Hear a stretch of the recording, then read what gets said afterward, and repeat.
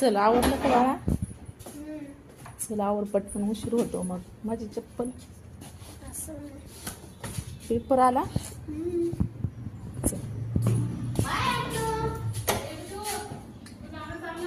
तिकडे आहे ती. बाय. तयारी चालू बाळाची अजून. बाय. चल पटपट.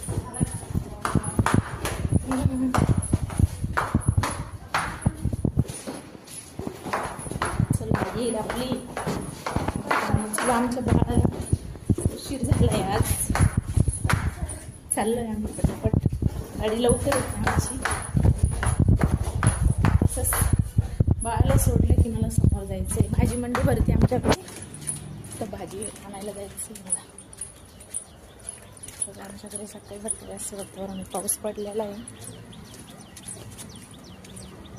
चल